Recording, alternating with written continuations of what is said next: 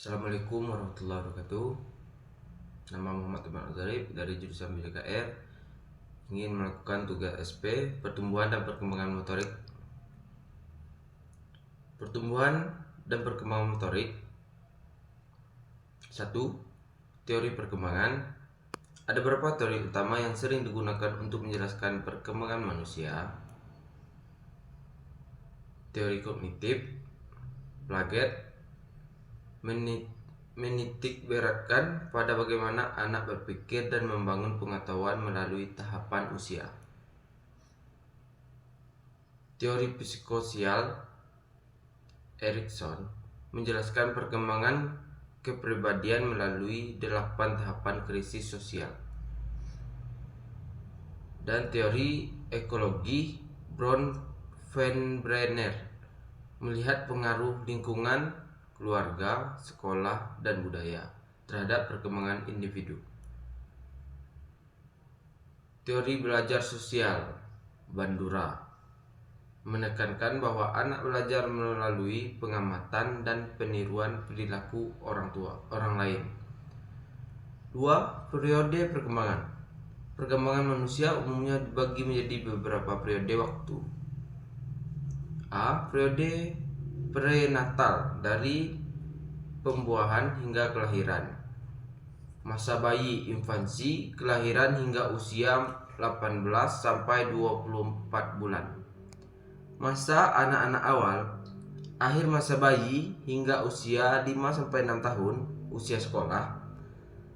Masa kanak-kanak, menengah, dan akhir usia 6 hingga 11 tahun.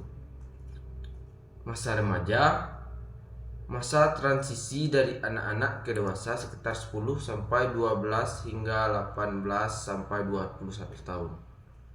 Masa dewasa terbagi menjadi dewasa awal, madya, dan akhir. 3. Faktor yang mempengaruhi perkembangan individu. Secara garis besar, perkembangan dipengaruhi oleh 2 faktor utama. 1. Faktor internal, hereditas, genetik atau bawaan dari orang tua yang menentukan potensi fisik dan sifat dasar.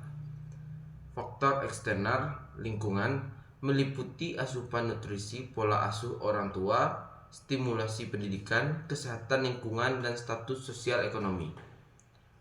Hormon berperan penting dalam memicu pertumbuhan fisik, terutama pada masa pubertas. Lanjut 4. Proses pertumbuhan dan perkembangan janin dalam kandungan. Proses ini terbagi menjadi 3 fase utama.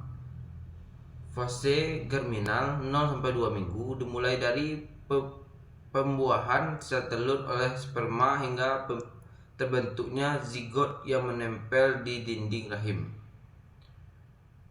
Dan fase embrionik 2-8 minggu terjadi pembentukan organ-organ utama tubuh, organ genesis, dan sistem saraf. Ini adalah masa paling kritis. Fase fatal 8 minggu lahir, tahap penyempurnaan fungsi organ, pertumbuhan ukuran tubuh pesat, dan perkembangan kemampuan motorik dasar di dalam rahim. Sekian, Assalamualaikum warahmatullahi wabarakatuh.